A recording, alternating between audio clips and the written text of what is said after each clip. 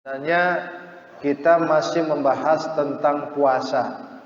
Mengapa kita bahas puasa? Karena sebentar lagi kita akan masuk di bulan Ramadan. Ini adalah ibadah wajib yang harus kita lakukan. Dan di antara hal-hal yang berhubungan dengan puasa itu ada salah satu kewajiban buat individu muslim untuk menunaikan zakat. Namanya zakat fitrah atau fitrah. Zakat fitrah ini adalah zakat individu. Bahkan di situ ada ketentuannya. Syurutu wujubiz zakatil fitrah salasatun. Syarat wajib zakat fitrah itu ada 3. Apa saja? Al-awwalu ayyakunal mukhriju musliman.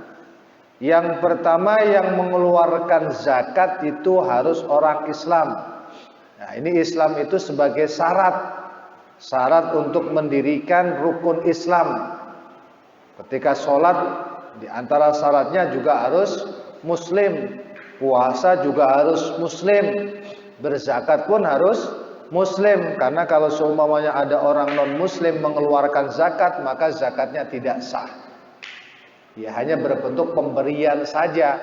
Kalau seumpamanya ada orang non muslim memberikan sebagian hartanya untuk masjid, ya hanya pemberian saja. Apakah diterima oleh Allah? Soal diterima oleh Allah dan tidak itu urusan Allah, tetapi secara hukum bahwasanya ketika dia mengeluarkan untuk berinfak maka tidak sah, tidak akan dianggap oleh Allah Subhanahu wa taala. Kecuali kalau seumpamanya Allah menganugerahi hidayah. Biasanya orang-orang yang begitu itu dikasih hidayah oleh Allah untuk masuk Islam. Karena apa? Karena dia ada rasa kasih sayang terhadap sesama. Biasanya begitu. Tapi kalau seumpamanya Allah biarkan karena kejahatan-kejahatannya, ya Allah akan biarkan, tidak akan dapat hidayah.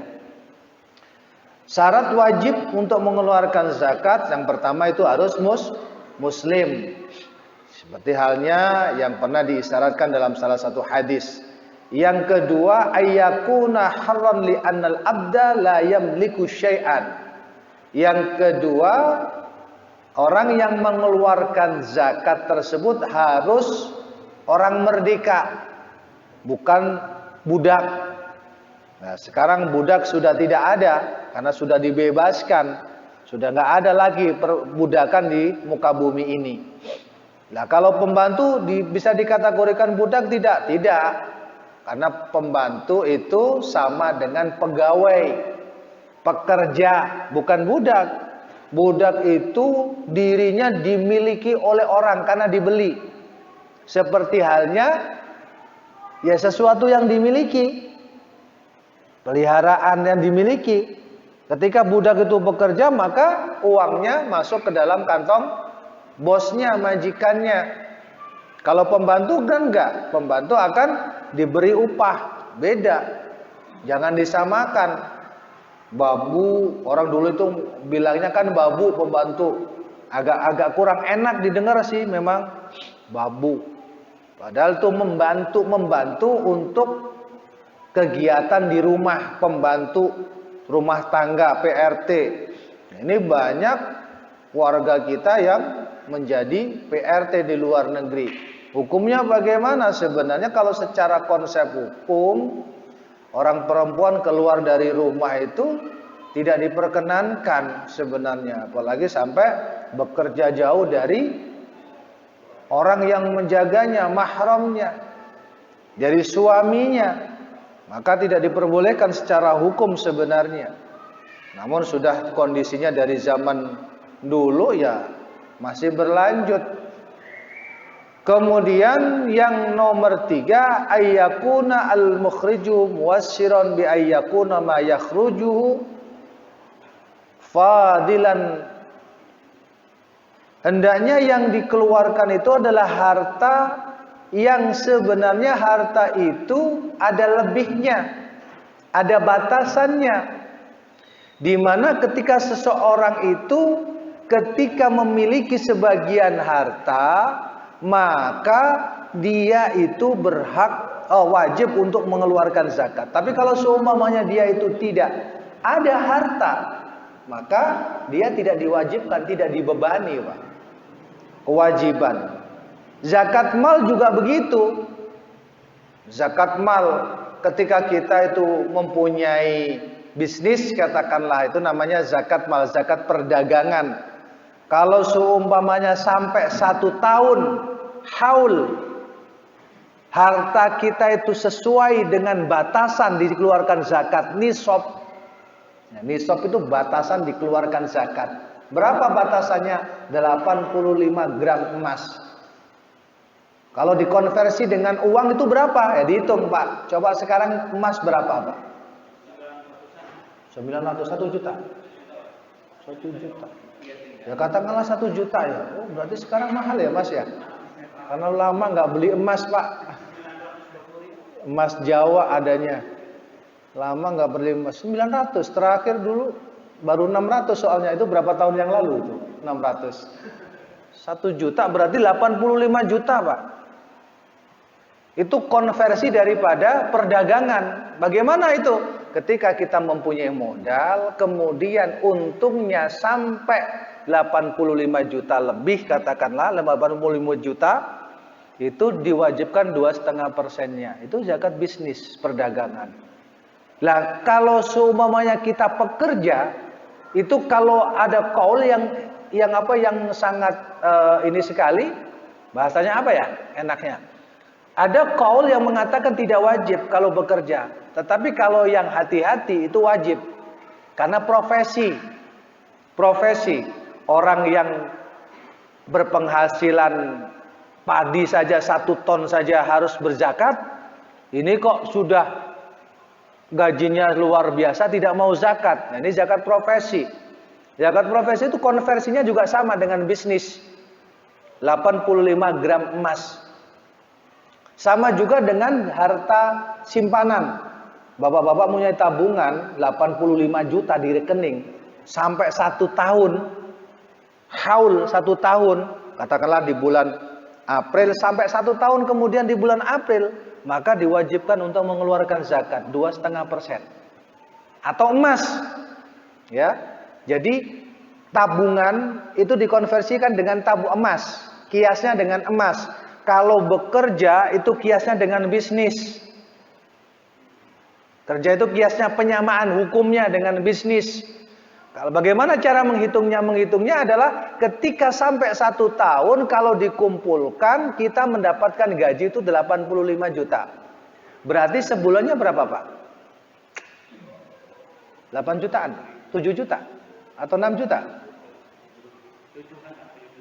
7 jutaan ya? Bangsa 6 sampai 7 juta. Kalau kita mempunyai penghasilan segitu, berarti sudah harus berzakat. Itu kalau emasnya seharga 1 juta. Harus zakat. Bagaimana cara zakatnya? Bisa menggunakan sistem per bulan, bisa menggunakan sistem per tahun. Katakanlah dia kerja di bulan Januari. Bulan Januari yang akan datang kalau gajinya sudah sampai 6 sampai 7 juta, maka dia di bulan Januari harus membayar zakat. Tapi itu kan berat.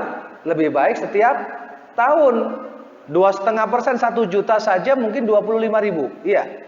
Kalau seumpamanya 6 juta 25 kali 6 150, ya, lebih ringan 150. Kalau seumpamanya dalam 1 tahun bisa sampai 2 juta.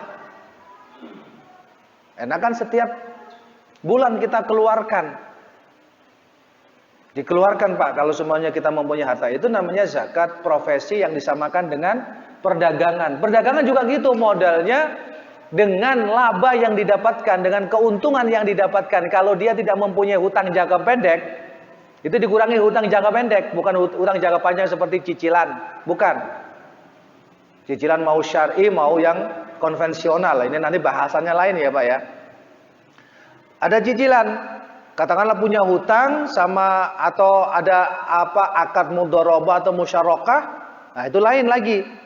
Ini yang kita punya hutang. Dari kalau seumpamanya kita punya modal kemudian sampai 100 juta. Hutangnya jangka pendek itu 10 juta, katakanlah tinggal 90 juta. Ini ada kewajiban zakat 2,5%. Zakat itu kewajiban yang harus dilakukan. Terus ada zakat ternak. Bagaimana kalau punya kontrakan? Kontrakan itu sebenarnya sama. Lebih enak kontrakan itu dikonversi kepada bisnis. Kalau dikonversi sama pertanian berat, Pak. Bisa sampai 5-10%. Kalau seumpamanya penghasilannya itu katakanlah 5 juta dalam sebulan. Kalau 10% kan 500. Enakan konversinya ke bisnis, dagang, sewa. Bisnis 2,5%-nya mungkin 250. Tapi kadang-kadang itu berat dilakukan. Kenapa berat dilakukan? Karena ya itu tadi godaan. Padahal di dalam hadis Nabi itu barang siapa yang melakukan ibadah sholat puasa tapi tidak mau zakat, maka bisa membatalkan itu semua, dalam artinya tidak mendapatkan pahala. Jadi la yaqbalullahu min amalin, tidak akan menerima amal seseorang, Allah tidak akan menerima amal seseorang sehingga dia mengeluarkan zakat. Umirna bi iqamis shalah wa ita'iz zakah wa man lam yuzakki fala sholatalah. Hadis riwayat Imam At-Tabarani. Kita diperintahkan, ini dari sahabat Sayyidina Ibnu Mas'ud. Saya diperintahkan oleh Allah, oleh Rasulnya untuk menegakkan sholat. Kalau seumpamanya saya menegakkan sholat, kami menegakkan sholat dan mengeluarkan zakat, tapi kalau tidak mau mengeluarkan zakat, maka fala sholatalah, maka sholatnya tidak dianggap. Ini kewajiban zakat, Pak. Nah, bagaimana dengan zakat fitrah? Nah, zakat fitrah itu adalah zakat individu untuk membersihkan dirinya dari kotoran dosa ketika dia melakukan ibadah puasa. Ini adalah sebagai pelengkap. Namun demikian, ketika zakat fitrah itu, ketika dia mampu untuk mengeluarkan, maka kewajiban untuk mengeluarkan. Tapi kalau semuanya nggak mampu, ibaratnya COVID gini kan, penghasilannya pas-pasan, maka yang dipentingkan adalah keluarganya dulu, Pak. Keluarganya dulu. Baru kalau seumpamanya dia mampu, kepala rumah tangga, jadi ibaratnya dibuat makan aja pas-pasan gitu loh, Pak. Tapi pas-pasannya tidak zaman sekarang, Pak. Kalau pas-pasannya zaman sekarang itu biasanya dia bilang nggak mampu tapi bisa menyalakan internet. Nah, sekarang gitu kan modelnya. Itu benar-benar nggak mampunya karena nggak mampu, sampai ibaratnya makan saja susah. Kalau sekarang enggak, beda. Saya masuk makan saja susah, tapi dia internetan. Berarti dia dikategorikan nggak mampu ini. Sebenarnya mampu. Kalau zaman dulu, Pak, kalau nggak makan tuh bisa berhari-hari. Bisa 1 hari nggak makan, ya kan? Bisa perutnya diganjal dengan batu. Itu zaman dulu, karena memang begitu susahnya. Jangankan zaman Rasulullah dulu tahun 80-an, zaman paceklik, Pak, masih ingat? Saya tuh masih kecil, masih SD. Mungkin seluruh Indonesia mengalami masa paceklik, di mana gagal panen. Padi itu dalam kondisi sebelum menguning sudah dimakan gabuk. Sehingga dulu itu ketika belum waktunya direbus itu padi, sehingga kan mekar itu kan, mekar di dalam biji, baru digiling, diselet. Itu zaman-zaman paceklik, orang makan jagung, nasi jagung. Nah, kalau orang Madura sih biasa dulu itu makanan pokoknya jagung. Tapi kalau orang yang tiada biasa makan nasi jagung, Pak, itu bisa mencret. Itu zaman dulu, zaman paceklik. Saya mengalami itu. Uang sulit sekali. Nggak tahu kalau di kota besar di Jakarta, nggak tahu. Kalau di kampung dulu ngalamin bener. Kalau tidak mampu untuk mengeluarkan zakat, tidak ada kewajiban di situ, zakat fitrah itu. Nah, kemudian muncul sekarang karena kondisinya itu sudah, ya hampir bisa dikatakan orang sudah banyak yang tercukupi, maka orang dengan sendirinya itu termotivasi untuk mengeluarkan zakat. Terus bagaimana cara mengeluarkan zakat kalau zaman sekarang? Apalagi di kota-kota besar sekarang ini. Nah, kita kan bagian daripada kota besar. Walaupun ibaratnya di kampungnya, tapi kan masih ada efeknya karena pekerjaan kita di Jakarta. Orang mengambil simpelnya. Saat mengambil simpel itu kan membutuhkan sarana hukum, Pak. Sekarang amil-amil zakat mempermudah orang untuk berzakat. Iya nggak, Pak? Mempermudah orang untuk berzakat. Lah bagaimana caranya ini? Apakah tetap menggunakan sistem konvensional, ya kan, dengan makanan pokok, atau dikonversi dengan uang? Nah, dalam hal ini memang ulama berbeda pendapat, Pak. Dalam hal ini ulama memang berbeda pendapat. Tetapi ulama mutaakhirin sekarang, ulama-ulama kontemporer sekarang berijtihad. Tidak hanya menggunakan makanan pokok. Coba kalau semua menggunakan makanan pokok, Pak. Itu orang yang wajib mendapatkan zakat, katakanlah di pelosok sana yang sedang kelaparan. Kita mengirim berkintal-kintal, itu kan akan merepotkan. Bagaimana caranya? Ya, di dalam masalah zakat fitrah ini, zakat fitrah ya, karena yang bisa mengumpulkan sekarang itu di zakat fitrah. Itu memang ada dua pemahaman. Ada dua pemahaman, Pak. Ada dua pendapat, dan ini kita nggak bisa untuk menolak dari ijtihad ulama sekarang, itu nggak bisa kita menolak.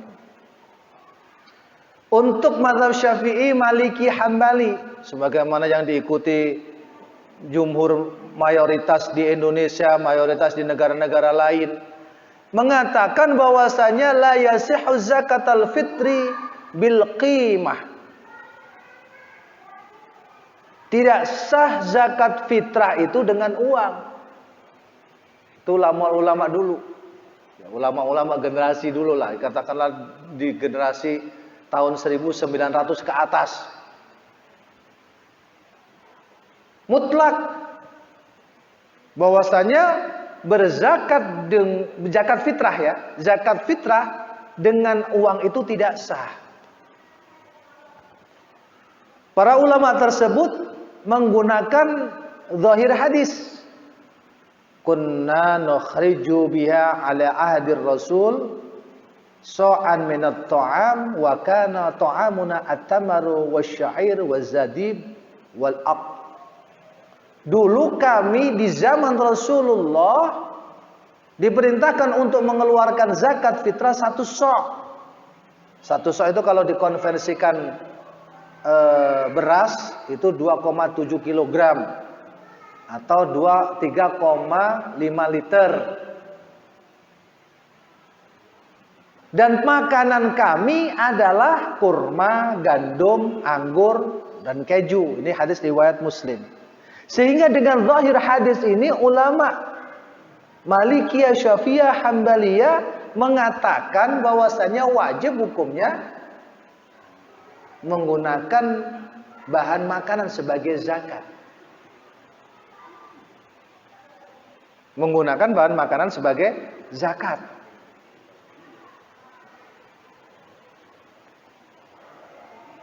Dan kenapa demikian? Karena beliau-beliau beralibi zakat fitrah itu adalah ada ketentuan waktunya, ada jenis tertentu, yaitu berupa makanan pokok. Sebenarnya makanan pokok ini juga hasil ijtihad, Pak. Kalau kita coba mau objektif. Sebenarnya di dalam hadis itu hanya mengatakan bahwasanya kami diperintahkan untuk mengeluarkan zakat dengan kurma. 1 sok pokoknya. Jenisnya adalah makanan kami, kurma, gandum, anggur, keju gitu. Ukurannya itu. Jadi kalau semuanya mengatakan makanan pokok dikonversi ke Indonesia, beras, itu juga hasil ijtihad sebenarnya. Kalau kita mau objektif ya. Kalau kita memakai zahir hadis, ya harus kurma. Gitu, Pak. harus kurma, harus gandum. Jadi yang mengatakan makanan pokok itu adalah hasil ijtihad. Oleh karenanya dari sini berangkatlah ulama-ulama untuk mempermudah umat Rasulullah sallallahu alaihi wasallam. Dengan apa? Dengan qimah, dengan uang. Dan ternyata ini pun disetujui oleh ulama-ulama Hanafiyah. Jadi Imam Hanafi. Dasarnya apa? Dasarnya adalah Al-Quran dalam surat Al-Imran, lan tanalul birra hatta tunfiqu mimma tuhibbun. Tidak akan mendapatkan kebaikan sehingga seseorang itu mengeluarkan hartanya dari yang dicintai. Jadi Pak, kalau kita sedekah Pak, kalau sesuatu yang nggak dicintai itu sebenarnya tidak mendapatkan kebaikan. Pahalanya itu pahala minim. Kalau kita mau bersedekah adalah sesuatu yang kita cintai. Dan sekarang, zaman sekarang yang kita cintai itu adalah uang. Harta kita itu yang kita cintai, paling kita cintai adalah uang. Ini dalil Al-Qur'annya. Secara letter luck-nya memang itu bahwasanya kita dianjurkan mengeluarkan zakat dengan mengeluarkan satu sok, karena makanan kami adalah kurma, mengeluarkan kurma atau gandum. Ke Indonesia dikiaskan dengan beras. Sebenarnya beras itu adalah bentuk kias.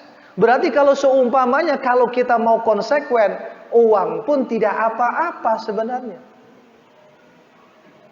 Uang pun tidak apa-apa. Jadi kita memang kondisinya adalah kondisi di zaman sekarang. Tapi zaman dahulu pun udah ada ulama yang memperbolehkan, Pak. Mazhab Hanafi memperbolehkan. Nah, mungkin sekarang juga mazhab Hambali itu juga banyak yang memperbolehkan. Bayangin aja kalau seumpamanya nih Pak, orang-orang Saudi, orang-orang Uni Emirat Arab yang kaya raya itu zakat dengan apa? Dengan kurma dengan sejenisnya, atau zakat malnya itu dengan onta. 100 onta dia harus mengeluarkan berapa onta. Itu kalau semuanya langsung letter luck begitu. Nah, itu kan jadi apa ya? Akan menimbulkan kesulitan. Makanya ulama-ulama sekarang itu mempermudah umat Rasulullah sallallahu alaihi wasallam. Kemudian dalil yang kedua adalah surat At-Taubah yang bapak-bapak sekalian juga pasti mendengar, pernah membacanya.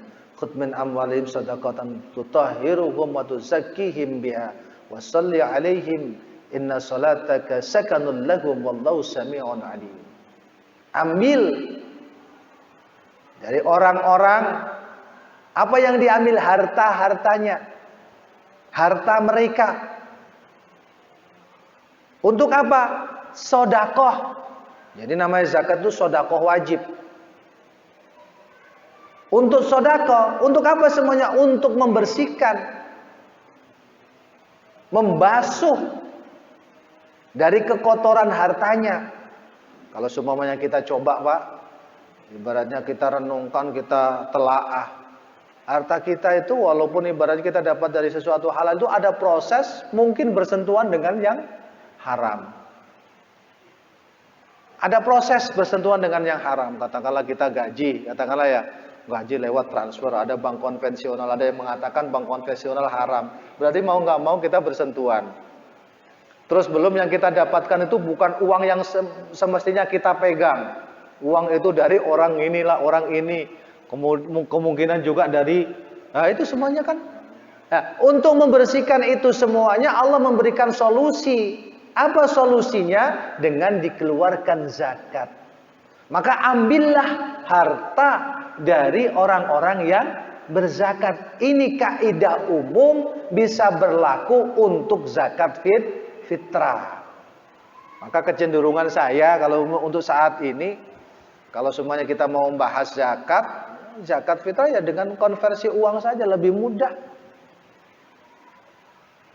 Mau lewat amil zakat monggo, mau lewat bentukan masjid monggo. Asalkan ada yang kredibel dalam melaksanakan itu semuanya. Dan memang yang lebih baik adalah ketika kita berzakat di tempat kita bermukim. Karena kita mengetahui banyak masyarakat kita yang kurang mampu. Bagaimana kalau semuanya kita zakat langsung, Ustaz? Boleh. Kita tahu nih ada orang yang kekurangan. Kita langsung Pak datang. Pak, ini zakat saya. Oh, dan ini artinya udah cukup. Zakat saya, zakat istri saya. Kalau semuanya di masjid itu kan kobil tuh, itu kan sebagai bentuk syarat aja. Biar orang yang berzakat juga biar lebih mantap gitu aja. Sebenarnya kita zakat niat aja udah juga keluarin pencet pin rekening. Udah niat zakat untuk saya, untuk anak saya, untuk istri saya. Lillahi ta'ala. Tek. Udah. Pakai salam. Langsung kobil tuh langsung didoakan. Itu kan sebenarnya bentuk itu. Ibaratnya kalau semuanya itu lebih mantep lah Pak ya, lebih mantep. Tidak harus begitu, tapi kalau melakukan itu ya nggak apa-apa, nggak apa-apa. Orang itu juga mendoakan, orang itu juga apa? Ini. Jamaah sekalian yang dimuliakan oleh Allah. Kemudian dalil yang ketiga, maqasidus syariahnya Pak. Tujuan di syariatnya berzakat itu adalah untuk memberikan kecukupan kepada fakir miskin. Nah kalau sekarang itu mohon maaf, ada fakir miskin butuhnya uang, gitu kan? Ya kita kasih uang. Tapi kalau memang butuhnya beras ya kita kasih beras.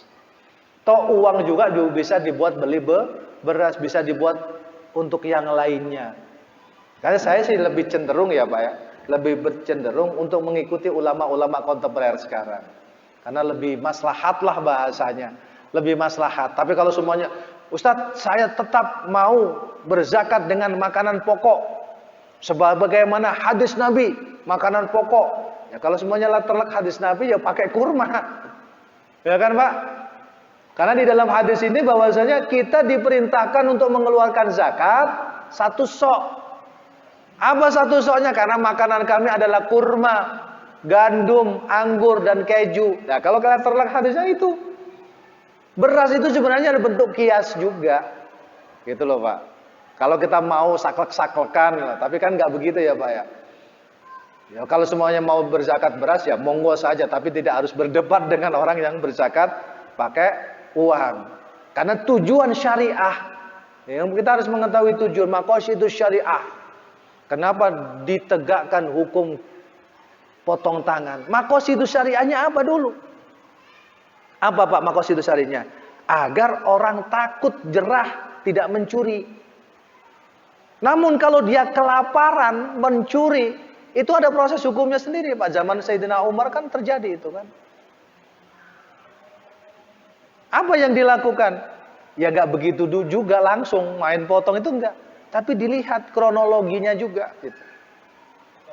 Ya.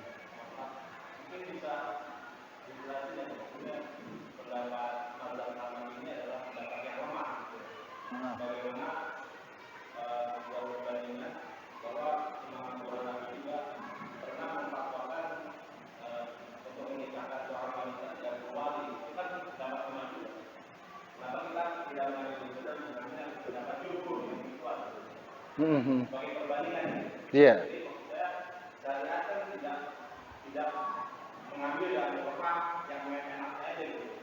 Ya. Jadi gini Pak, benar itu tidak kita pungkiri bahwasanya bukan lemah sebenarnya. Pendapat ini oleh jumhur ulama Hanafi itu disepakati diperbolehkan. Ya, disepakati diperbolehkan untuk berzakat fitrah dengan menggunakan uang. Itu ya perlu digarisbawahi. Jadi disepakati diperbolehkan. Namun menurut tiga mazhab bahwasanya berzakat dengan uang itu yang dulu ya, yang dulu. Itu tidak diperbolehkan, tidak sahlah hukumnya gitu kan. Namun karena kita menghadapi kondisi yang global sekarang ini, itu kan kita diberikan pilihan. Oleh karenanya kebanyakan dari kita itu adalah mengambil yang mudah. Maka ketika mau mengikuti yang mudah itu ada landasan hukumnya. Landasan hukumnya adalah mengikuti pemahaman ulama Hanafi. Yang dalam hal ini tetap beliau-beliau juga merujuk ke dalam hadis, Al-Quran dan hadis. Sebagaimana yang saya bacakan tadi.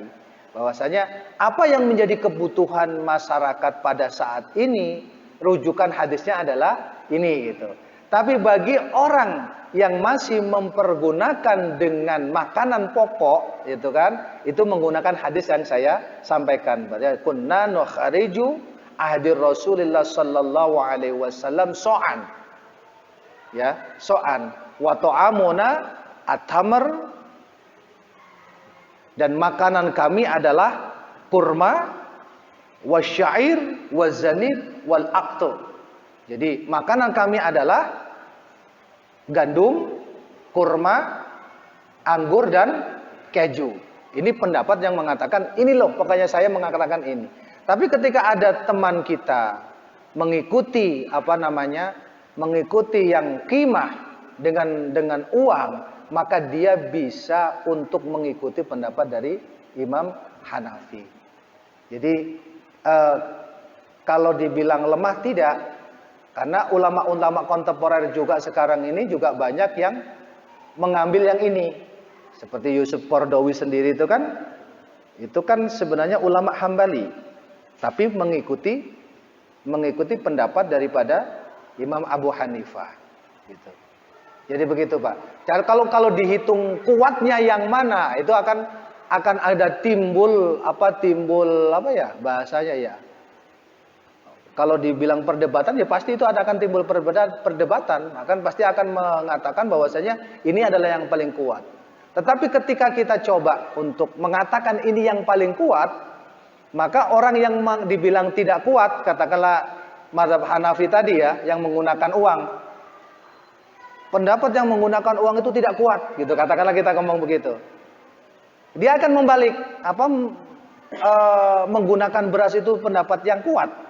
Kan begitu pertanyaannya.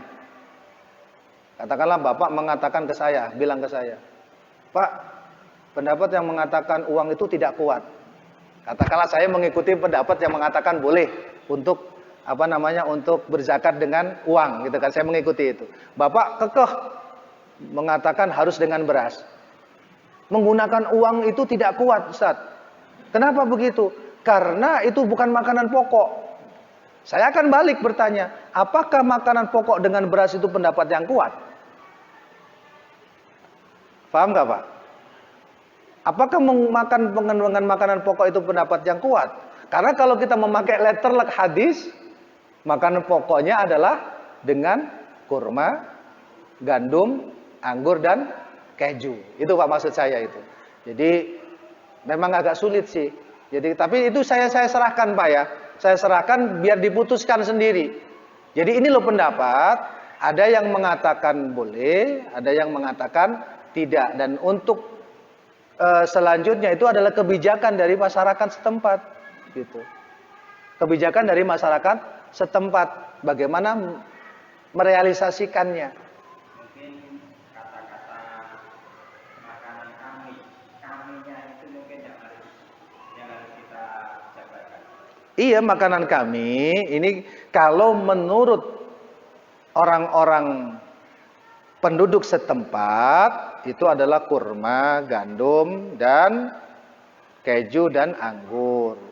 Tapi ketika berpindah ke wilayah India, Indonesia yang biasanya makan nasi, diterjemahkan oleh ulama, makanan kami adalah beras. Kalau orang Madura, makanan kami adalah jagung. Nah, itu Pak.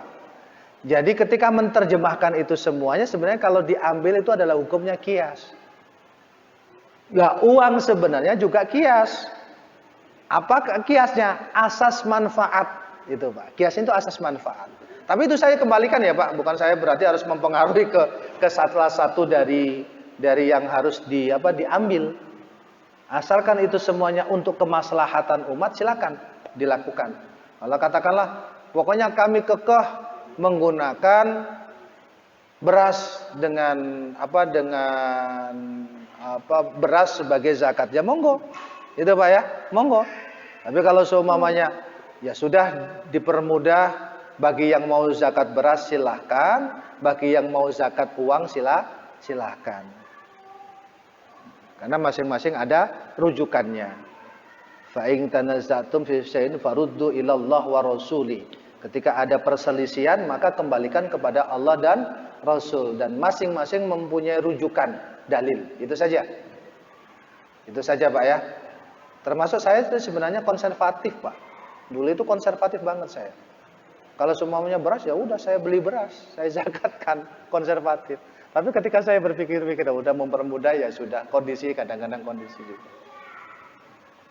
Tapi kalau dikaitkan dengan kondisi sekarang itu udah era digital, udah lebih ke online. Mungkin juga kita harus menyesuaikan situasi dan kondisi juga kan. Andai kondisi pandemi tetap berlangsung, ya kita anggap berlangsung dulu ya. Untuk interaksi itu kan agak susah. Satu sisi bisa jadi solusi dengan uang tadi, penyaluran itu lebih mudah. Dua, lebih gampang dipergunakan oleh yang menerima. Kenapa? Saya melihat kondisi di masyarakat itu, banyak mereka itu yang menerima beras itu kesulitan untuk belanja, akhirnya dijual sangat murah beras. Banyak yang beras. Saya sendiri sempat menampung beberapa orang itu minta kita bayar berapa aja, saya butuh ini. Berarti kan ada sesuatu yang harus kita benahi juga. Kalau memang tadi dasarnya tadi bisa masuk ke wilayah dua hadis tadi, sepertinya itu bisa jadi bagian dari solusi kita untuk uang tadi. Uang bisa juga kita konversi ke beras.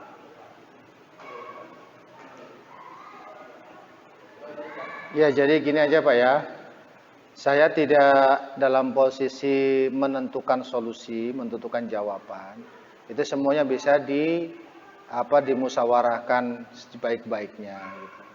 Kalau seumpamanya ditawarkan saja ke muzaki, mau zakat pakai beras atau pakai uang silahkan.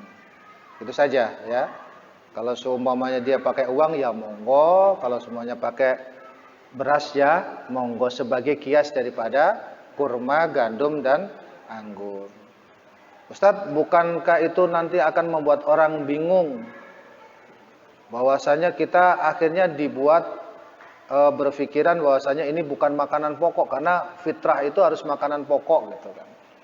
Sebenarnya kalau seumpamanya kita mau mempelajari hal yang lain, seperti sekarang itu orang zakat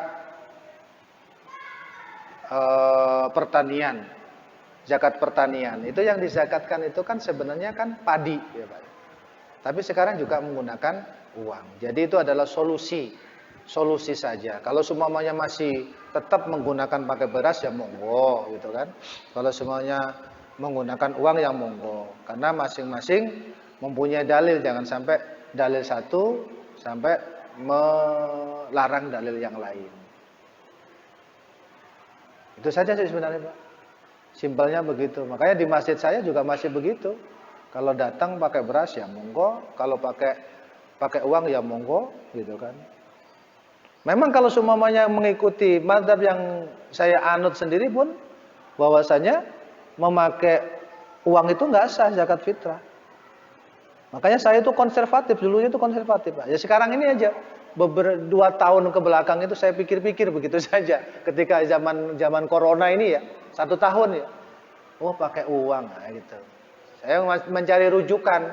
Wah ini kok beda rujukan nih. Tetapi ulama-ulama kontemporer Pak sekarang itu memperbolehkan. Ya, seperti Yusuf Qaradawi sendiri memperbolehkan. Basnas sendiri ya memperbolehkan. MUI sendiri memperbolehkan. Pilihan akhirnya tumbuh pilihan. Silahkan Pak. Iya. Basnas tetap Basnas. Gimana? Iya. Nggak tahu kalau seumpamanya imam besarnya konservatif ya pasti akan menggunakan ini beras. Makanya ada juga yang di tempat saya itu begini Pak. mengumpulkan beras, orang beli beras, ya kan, ke kita gitu kan. Kemudian beras itu dijual. Nah, berasnya dizakatkan. Ada yang pakai begitu juga. Kalau panitianya mau begitu ya monggo. Itu saja ya Pak ya. Atau ini kan biar uang ini untuk santai. Yang zakat uang biarin kita melakukan zakat beras betul. Jadi dua-duanya kita Tampung. pembagian juga ada uang ada beras. Seperti apa kalau ini kita terapin? Iya, yang saya terapin di Masjid Darussalam begitu. Dapat beras, dapat uang. Begitu yang di masjid saya ya Pak ya. Kalau zakat mal tetap pakai uang gitu. Zakat fitrah saja. Zakat fitrah saja. Ya itu kan kebijakan dari bapak-bapak sekalian gitu kan. Tanpa harus berdebat sengit dulu Pak. Tanpa harus berdebat sengit. Kita ini aja. Saya kira cukup ya Pak. Bagaimana? Cukup.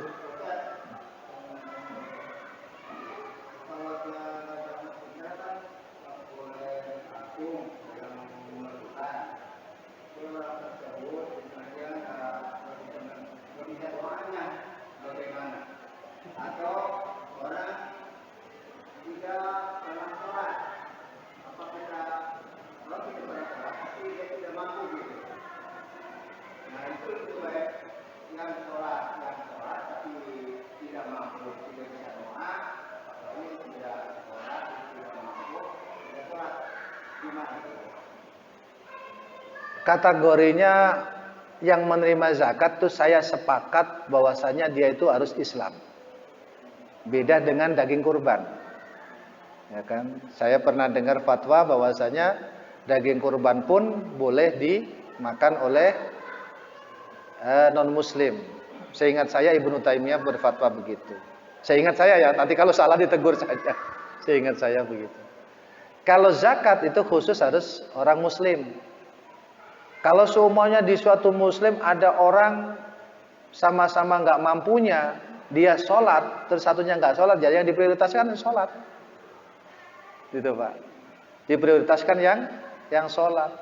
Tetapi kalau semuanya dia nggak sholat, tapi dia itu dalam kategori fakir dan miskin, maka dia mendapatkan, asalkan dia tidak keluar dari agamanya. Jadi pokoknya batasannya Islam. Karena orang Islam itu masih diharapkan untuk masuk surga Pak. Dalam hadisnya begitu. Sampai nanti detik terakhir. Tapi itu kan bukan pilihan ya. Jangan dibilang walaupun saya nggak sholat, nggak zakat nanti juga pasti masuk surga. Bukan begitu.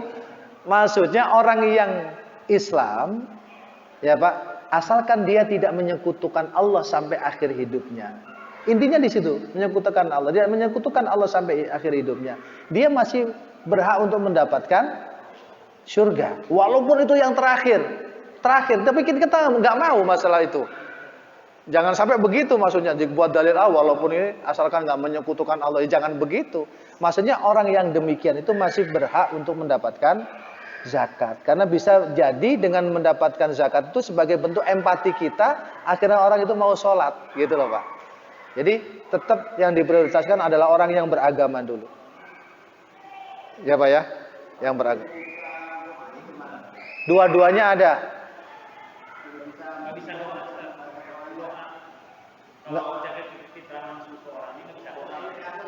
Doa itu bukan sesuatu yang harus Pak. Jadi pokoknya Bapak niat zakat. Ya Bapak katakanlah mau zakat ke saya. Zakat ke saya kok bisa Ustaz? Katakanlah sabilillah lah ya. Zakat ke saya. Tapi itu kan bukan yang utama. Yang utama kan fakir miskin. Zakat ke saya. Boleh. Zakat ke saya. Zakat fitrah ke saya. 500.000 untuk 10 keluarga katakanlah begitu ya. Bapak udah mengeluarkan zakat. Pak ini zakat saya. Zakat anak saya ada 10 katakanlah.